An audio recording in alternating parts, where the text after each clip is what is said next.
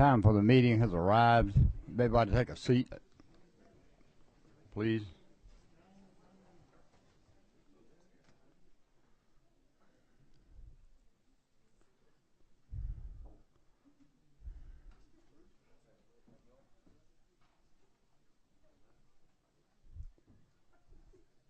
This is a meeting of the House Ways and Means Committee.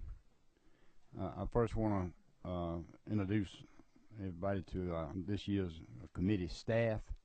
Jeremy Betts, of course, remains as our policy analyst. Laura Hurd, who is our administrative assistant. She's in the Capitol right now.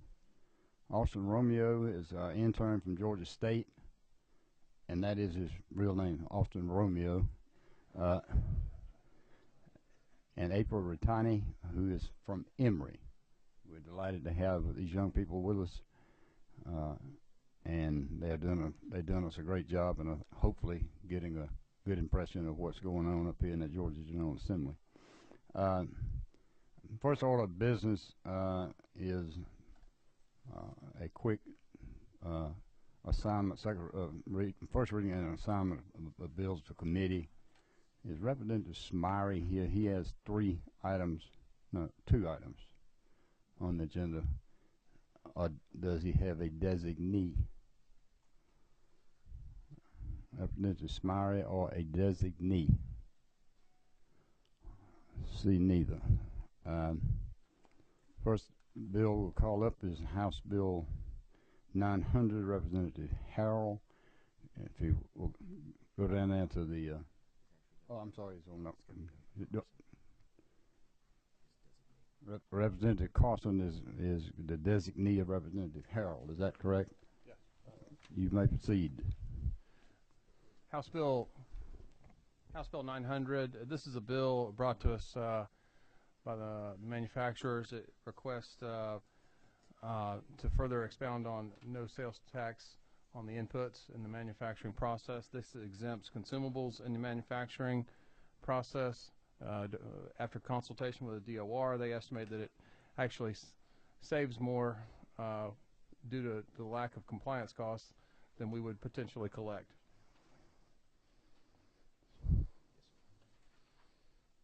This exempts the sales tax on consumables in the manufacturing process. Committee has heard the explanation of the bill by the author's designee. Are there any questions of the committee on House Bill 900? Seeing none, what is the pleasure of the committee? Move. Is there a second? Second. Move and second. All of in favor signify by saying aye. Aye. Opposed, no. House Bill 900 passes. Sorry.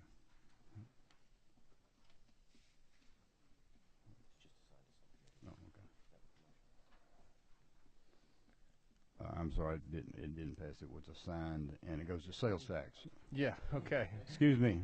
I wasn't going to complain. I wasn't going to complain, Mr. Chairman. I mean, the speaker says we need to move this thing fast. So we just. I didn't say a word. Just skipping a step. House Bill 918, Representative Peak. This is House Bill 918 is our annual IRC update, just getting us in conformity with federal tax guidelines, Mr. Chairman. Any questions of Representative Peak? Hearing none, is put in public finance and policy. No, sir. House Bill 919, Representative Teasley.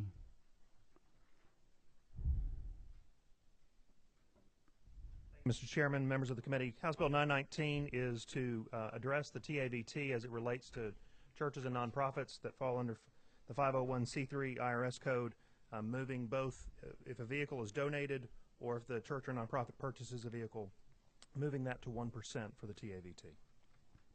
Questions of members of the committee? Hearing none, goes to Ad Valorem Thank you, Mr. Chairman. Subcommittee. Thank you, sir. We'll now take up legislation. House Bill 683, Representative Carson. House Bill 683. This is a bill brought to us in regard to low-income housing. What this has to do is not the qualification of the credit, but what, as it notes in line 12, this has to do with how the credit is allocated. Specifically, what this bill would do would allow Georgia law to dictate the tax treatment of these credits, as opposed to basically what it do allow state law to be used to determine whether or not an entity is valid for awarding the state tax credits based on an allocation rather than the federal law. We discussed this in committee yesterday. Basically, there's been some court cases where the IRS has ruled that certain entities are not valid under federal law, and since the state law usually uses federal law to determine whether or not these owners or partners or members and shareholders are valid for allocation of the credit, we want to use state law for this. You should have a fiscal note on this, and I would just, if I may, Mr. Chairman, I'd like to read the second paragraph from Department of Audit and Accounts. Yes, sir. On this letter. This says, this legislation is designed to provide assurance that such tax credits will exist for Georgia income tax purposes, and these tax credits, again, are for low-income housing, will exist for Georgia income tax purposes irrespective of what may occur at the federal level. Since the legislation neither expands nor contracts the number of eligible participants or the credit amounts themselves, the revenue impact is neutral. Questions of members of the committee, the author? Seeing none, what's the pleasure of the committee? Move to pass is a second and a second. All those in favor of House Bill 683 signify by saying aye. Aye. Opposed, no. House Bill 683 passes. Next order of business is House Bill 719, Representative Tanner.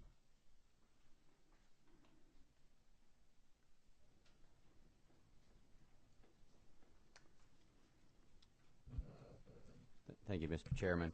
I bring before you 719 just to give you a quick history of the reason for this bill being brought to you today. As you know, a couple of years ago, the General Assembly changed the way we negotiated lost among cities and counties in Georgia. Every 10 years after the census, counties and cities are required to get together and determine the split of their local option 1 penny sales tax, and that has been occurring for a number of decades now. A few years ago, that was changed so that if they could not come to a voluntary agreement, they would enter into what was known as baseball arbitration. And basically what that did was they would go in front of a Superior Court judge. The city would present a case to the judge, and they would say, here's what we think based on the information we're providing you should be the split. Maybe it's 20% to the counties, 80% to the city, or vice versa. The county would also do the same. They would present a case to the judge, and then the judge would have to pick between one of the two scenarios. He could not split the baby, so to speak. He would have to pick either the city or the county's solution. So that's baseball arbitration. What happened was there were some lawsuits as a result of that process. There was 35 counties and cities in the state that had to make it to that point. The other ones came to a negotiated settlement. The others went to baseball arbitration. The Georgia Supreme Court ruled in October. They handed down a decision that basically said that it was an illegal shift or an unconstitutional shift of the separation of powers, because the legislative body was shifting the taxing authority and decision-making process over the judiciary branch of government, because the judge was having to make that decision, and they ruled that that was a decision that was solely left in the hands of the legislative body under the Georgia Constitution. So as a result of that decision, there was a scramble that went on between ACCG, GMA, the Revenue Commissioner, and others, trying to find out what are we going to do about those 35 counties and cities out there that are out on this cliff. So the Revenue Commissioner and the Attorney General and others weighed in, and it was determined that if those 35 counties and cities could come up with a consent agreement between the two of the distribution certificate, if they could agree on that, prior to the court decision being final, they could submit that to the Revenue Commissioner, and he would accept that as their distribution for the next 10 years or until it was amended in accordance with law. That was done. All 35 counties and cities were able to come up with a compromised agreement. They submitted it to the Revenue Commissioner, and now their lost is being distributed in accordance with that distribution certificate. The Speaker had convened a committee of legislators in this body who had worked in this type of government before, local government, city and county. Myself, Chairman Burns, Chairman Willard, Barry Fleming, Representative Fleming, and Andy Welch and others worked on this issue with ACCG's attorneys and GMA's attorneys, and that's what you have before you today. And in essence, all this bill does is just say that we're recognizing as a General Assembly any consented distribution certificate submitted between June 4, 2010 and October 18, 2013, which was the date that court decision was final. We're recognizing that certificate as the Revenue Commissioner's already done, unless it's changed in accordance with existing law, which would mean that the two entities or more get back together and come up with a new distribution certificate and submit that. Now, moving forward, 8 years down the road, this is going to be an issue that we're going to have to address, and I know that Chairman Burns and others are working on a more permanent fix for this issue that ACCG and GMA have already started meeting on, and hopefully that's something that maybe that can be brought up next session or the session after that. But this is just the immediate fix to address those 35 counties and cities. Mr. Chairman, I'll be glad to answer any questions. Any questions from members of the committee? Seeing none, what's the pleasure of the committee? Motion made, do pass as a second. All those in favor of passage House Bill 719, signify by saying aye. Opposed, no. Thank you, sir. Thank you, Mr. Chairman. House Bill 788, Representative Lynn Riley.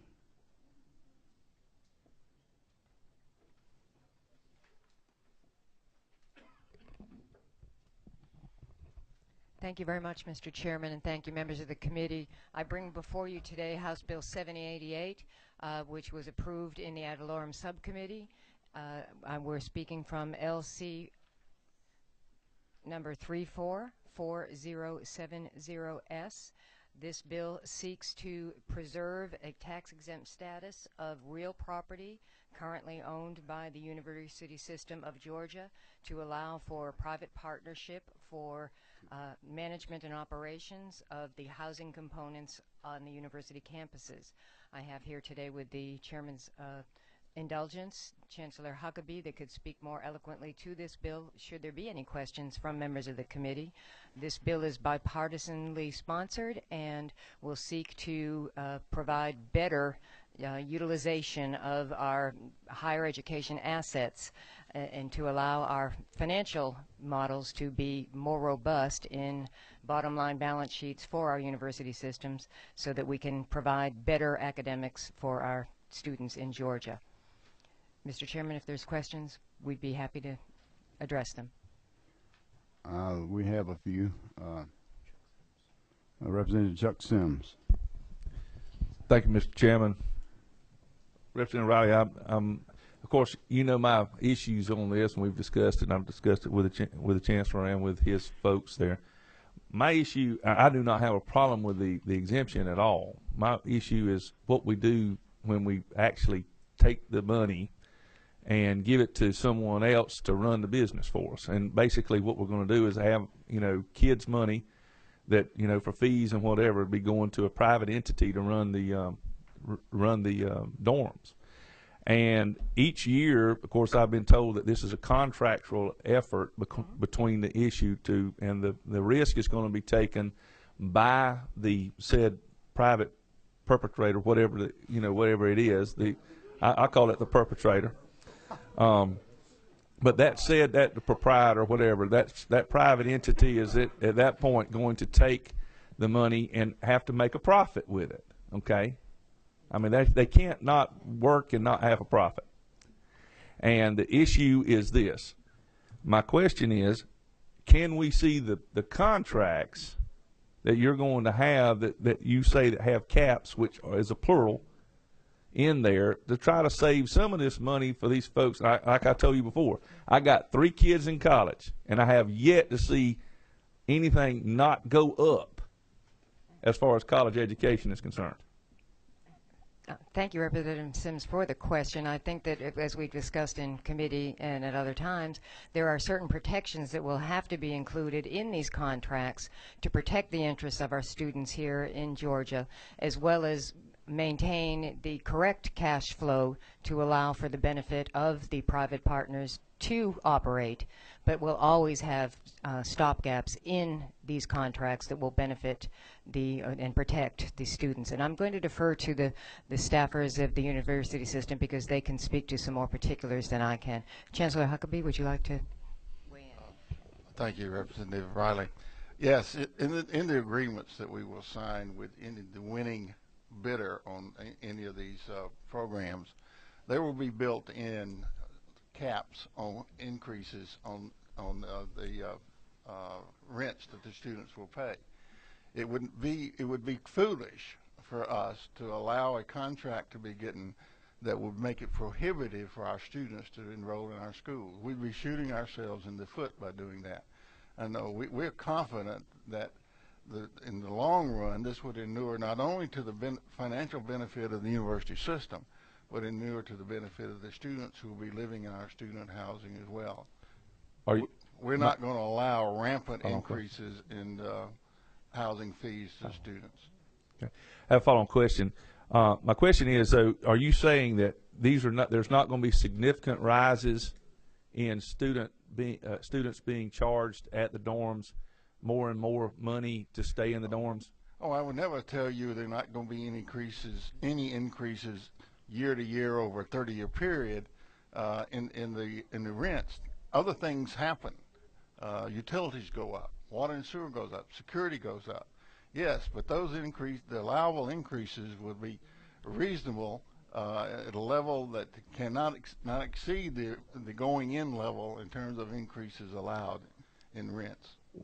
As we have seen, though, in the past, when we don't do a bid method and we have things, and just taking in consideration our insurance, we only got one bidder that has South Georgia right now. We only had one bid. We don't have two folks that's running the issues down in South Georgia as far as insurance is concerned. When we bid these things out, it becomes a little cheaper as to do the business of the state. The same thing holds true for when you privatize these entities. In my opinion, it's just my opinion, that if you don't bid it out about every 5 years, you're going to end up having more and more increases because they're going to. I'm just saying, I'm going on record here. Maybe someday it'll come to pass, but you'll see that what I said is true. That it's going to be higher and higher and higher each time. Well, every year you're going to see an increase, just like we do now. I'm just hoping we could calm it down some because we can't do it right now. I'm not as good at forecast as you are, but I'm confident that we'll be able to draft contracts and agreements that would keep those increases in rents at an appropriate level. I will never tell you that they won't go up, but we will control those rents. We want to assure, obviously, that the private sector, who is the investor in taking on the risk, does make an appropriate profit, but no more so. I understand, and I appreciate your time, but I just have my opinion about it. Oh, I understand, and we have ours. So. Representative Chuck Martin. Mr. Chancellor, if you would, my chairman, my Fulton County Chairman, Chairman Riley, I have two questions, if you would, and one of it is just simply that is it your opinion that there is enough private competition to make it reasonable? I think you answered that when you were answering Chairman Sims' question. So there are enough people out there that are running railroads like this. The interest from private investors in this mechanism has been very robust, almost overwhelming at times. Yes, there will be plenty of bidders, which in our judgment ensures the most competitive price possible. And if the chair would, on a lighter note, when you took that position and were appointed by the board, you promised us that our university system across the state would do better on National Signing Day. Did we do okay yesterday? I haven't seen everything, but the little clip that I watched while I was eating my lunch, I think we did pretty well. Well, thanks, sir. I thank the chair. I just thought we needed a bit of a lighter moment to move forward with. Representative Martin, the chair, is very interested in that answer too. Yeah. Representative Pack. Thank you, Mr. Chair. Representative Riley, thank you so much for bringing this bill. I thought Georgia was a little behind in adopting this process. I'm not on the subcommittee that vetted this, but I've seen through my practice the contract, the way the steel works in other states. One question that I had for you was, by doing P3 projects, doesn't that reduce some of the liability, premises liability, through contract by having somebody else operate these dorms for incidents? Yes, it will reduce our liability. That will be the burden of the developer. Great, thank you. At this point, Representative Pack, thank you for answering that question. One of the things we found when I became chancellor that this kind of financing, our institutions, system-wide, accumulated about $3.6 billion in debt, and so we're trying to transfer that risk to the private sector. Representative Penny Heston. I had the wrong LC number when Joe was talking, so thank you. Representative Matt Ramsey. Thank you, Mr. Chairman. I just want to make clear, there's some back and forth with my colleague Representative Sims, that these agreements are the relationship between the parties and the standards to which they're going to manage these facilities. Those are very strictly prescribed in the contract, and to the extent that the concessionaires, I think that's what we're calling it, what I think of as a ground lease, but y'all can charge more per hour, the lawyers, if they call it a concessionaire agreement, I guess. If to the extent that they breach the standards to which they're required in the contract to manage these facilities, we always maintain control to terminate that agreement if they default on their obligations under the agreement. Absolutely. Right. Okay. Thank you. Representative Bruce Williamson.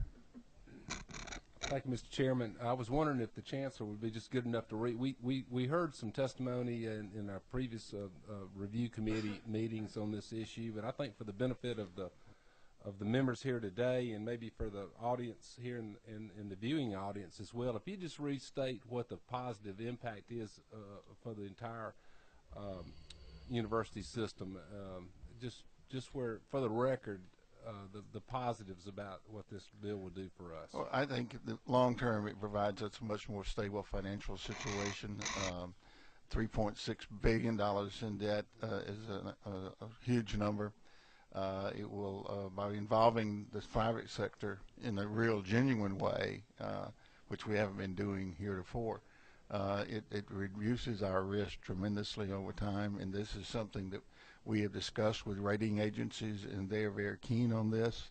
Also, as Representative Pack pointed out, a number of states have already been using this mechanism, not only for housing, but for some other kind of university facilities as well.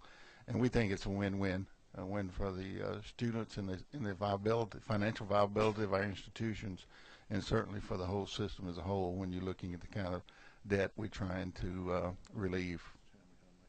I'm very supportive of this legislation. I just wanted to make sure that everybody understood how important this will be, and frankly, not to the students and taxpayers of the state of Georgia.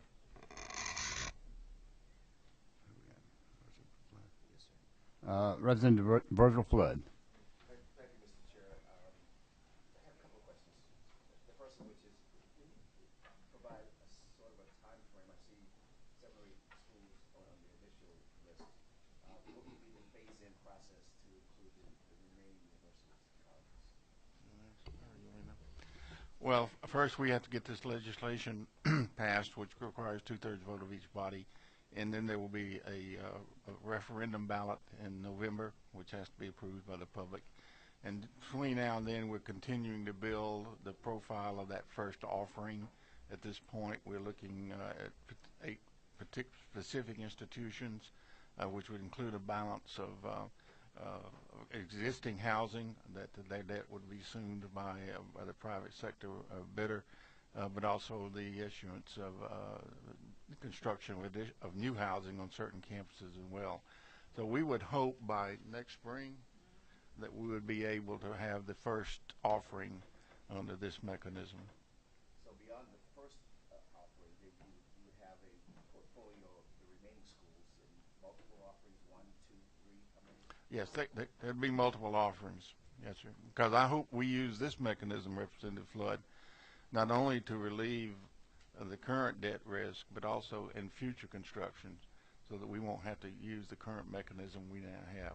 So it would continue to be a viable, hopefully, mechanism going forward for some time to come.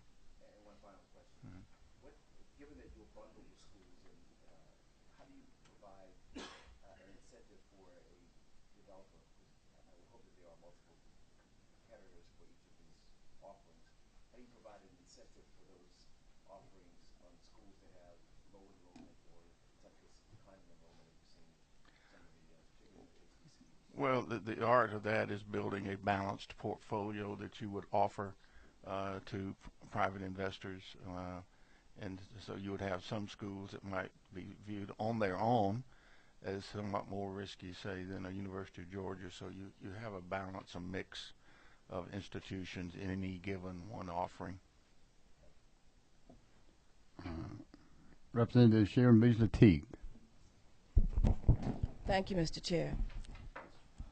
I have a couple of questions, but I know that both of you, since I've served with both of you, believe what you say is correct on this proposal. And it must be very advantageous for the state. It's just hard for me, being a laborer in the field of construction, to be able to put together how a business is going to do this and not just increase the amount of money they're going to bring in to get their profit. A little hard for me to see that, because with hope, every dime we gave children for 20 years, the university system figured out a way to get it all. So I object to that. Okay, but I object to that characterization. That's what I told you. I know you believe what you say, so definitely I believe what I say. Mm-hmm. So what I'm saying is, there's no objections or anything. I hear you. I'm just trying to see if you can help me figure out how outsourcing something is going to really help the students, and especially poor people that are on hope, and we're not giving them as much money as we were. I mean, so how are we gonna actually, when we get new beds, will the children be able to afford it? I mean, am I missing something? Just tell me how would they make their money? It would be ridiculous on our part to provide housing on campuses that students couldn't afford. Then they couldn't go to school, and we wouldn't have their students. So, as been said earlier, that there would be built-in restrictions, and when the contracts are made with whoever the winning concessionaire is, there are limits on how much those rents can increase over time. So surely, private developers got to make some money, but they're having all the risk. Right now, we've got all the risk, and to call these public-private ventures is a misnomer. It's not that. And so what we're trying to do is to ensure to students and to the system in the state of Georgia as a whole that we remain financially viable and responsible. We cannot continue to carry $3.6 billion in debt. If we do, I will tell you right now, as long as I'm chancellor, we will not build any more student housing. We're not going to use this mechanism to increase our level of debt risk. We just can't do it. It'd be irresponsible to do so. So we're confident, if we had any questions at all about our ability to control the level of increase in student housing fees over the life of these concessions, we wouldn't be doing it. We wouldn't be doing it. We are just as concerned as you are about maintaining control of the costs for our students, whether it's tuition or whether it's housing fees or health fees or whatever. But we just will not let that happen. Do we have a mechanism to stop it as far as the legislature is concerned?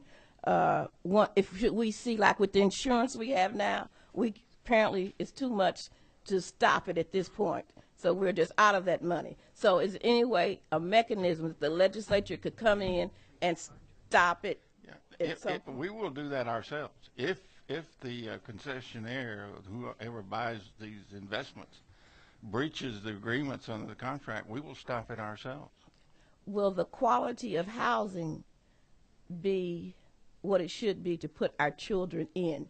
And the reason I say that, the building down there that they built for the Olympics, and now I think Georgia State, first Georgia Tech was going to get it, and then Georgia State, and the building, is going into the highway. So will it be a better quality of building? Was brought up in the construction industry, so will it be a better quality? Are we going to look at the quality of what they're talking about, the reason they're able to win these bids, because they're the best and lowest? No, we control that. We control the quality. That's it. Thank you.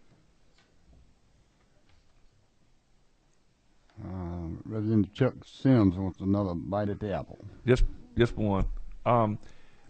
Again, I have no problem with the underlying law that we're having here. There's no problem with me as far as that concerned. My concern still goes back to the actual. If you're saying that there are many bidders, and there are several bidders out there to bid on these projects to run these dorms, basically is what you're asking them to do. I don't understand why it would not be good every 5 years to come back and rebid it just to see if they could do it for less money. That's my one statement.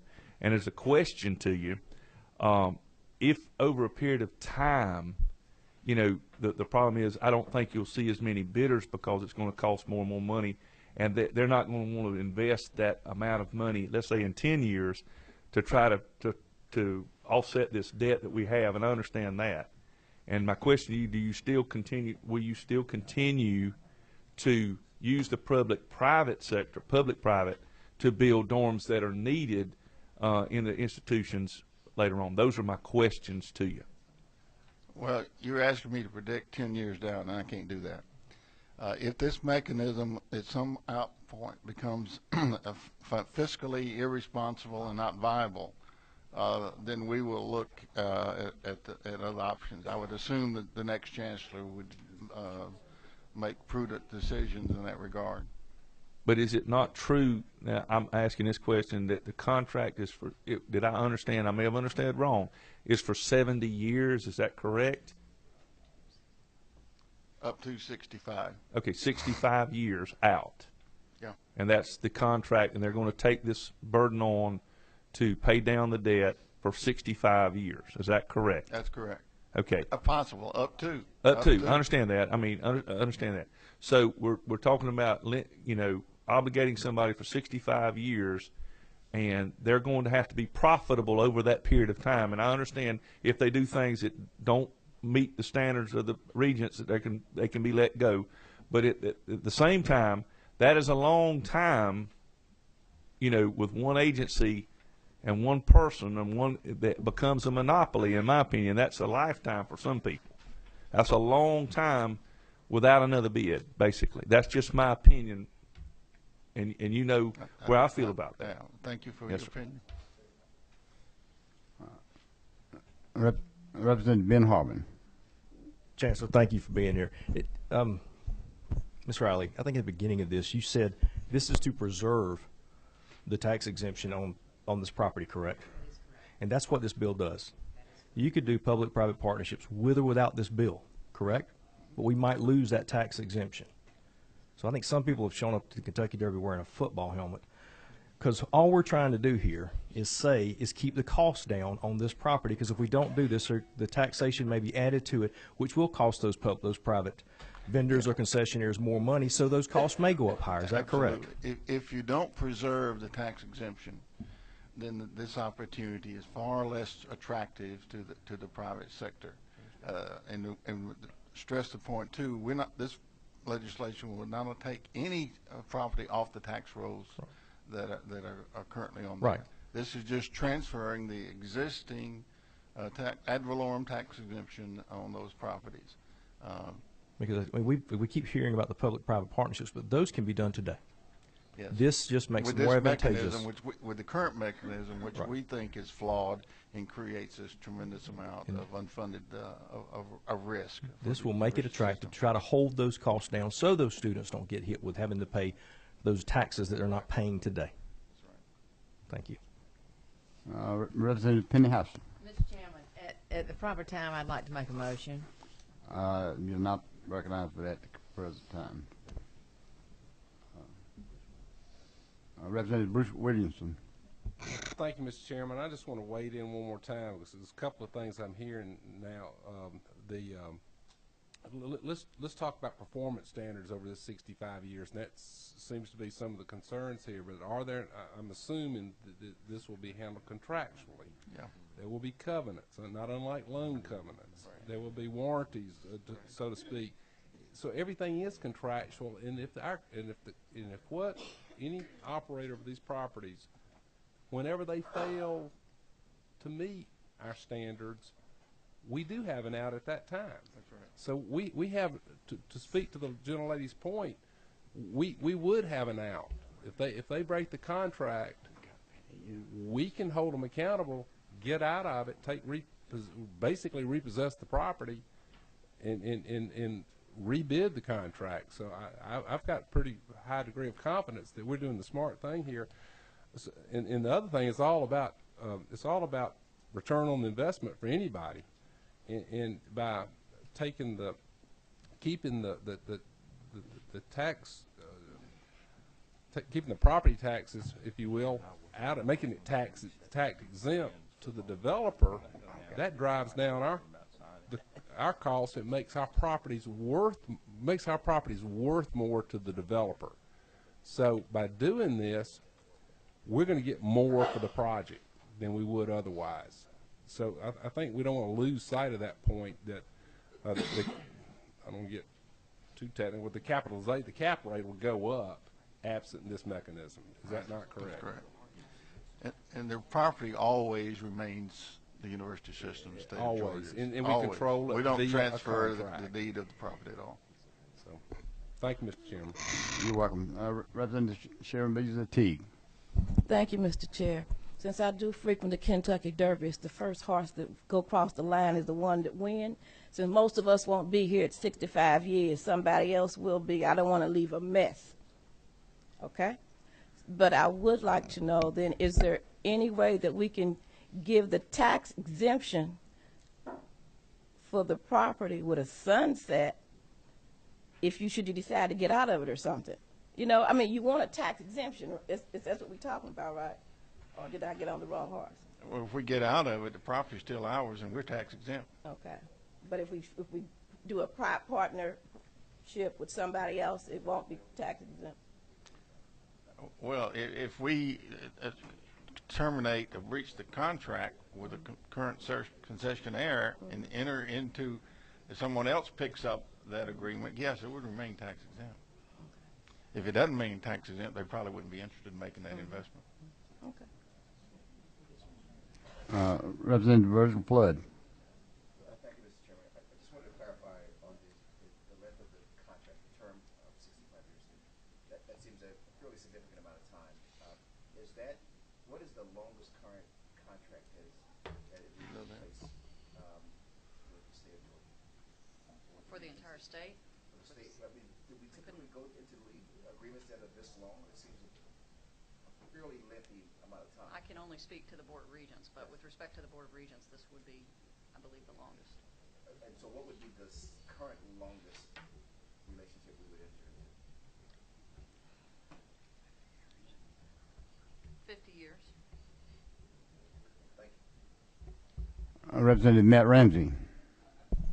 Thank you, Mr. Chairman. I just want to clarify, we're not granting anybody a tax exemption. We're granting somebody the right to operate these facilities. It's tax exempt by virtue of the fact that the Board of Regents owns it. So to the extent that the contract is violated and we terminate the contract, it doesn't, because we never granted a tax exempt status, it just remains tax exempt, but you guys just go back to operating again. We either operated or issue another offering out there. Somebody may bid on it. Chancellor, I do think that's all the questions. I'm so disappointed, Mr. Chairman. With all apologies to Representative Houston, I had previously had a conversation with the man to my left, and the chair recognizes Representative Talton for a motion. Mr. Chairman, thank you. At this time, I'd like to make a motion substitute to House Bill 78, the do pass. Chair recognizes Representative Houston for a second. All those in favor signify by saying aye. Opposed, no. Let the record reflect there was one no vote. Thank you, Chancellor. Thank you. And Representative Riley. We got another one, two housekeeping things. Representative Harvin has House Bill 922 that we need to do a quick first reader and assignment on. Representative Harvin, if you would briefly explain House Bill 922. Yes, sir. House Bill 922 just gives a deduction to preceptors for helping to train future physicians, physician assistants, and nurse practitioners. Thank you. It's Income Tax Subcommittee. Thank you very much. Representative Chair recognizes Representative Harvin again. I'll make an announcement about the Sales Tax Subcommittee. This maybe people in the room that might be interested in this. Representative Harvin. Thank you, Mr. Chairman. I appreciate it. This is to announce that we have a sales tax subcommittee just as fast as I can get to room 133. So if you have a bill and it's called and I get there before you, you may be in trouble. And one thing, we have added House Bill 816. So the other three that are on there are on the list, but we've added House Bill 816 as well. So there'll be a total of 4 bills on the calendar. Thank you very much for your attendance. This committee is adjourned.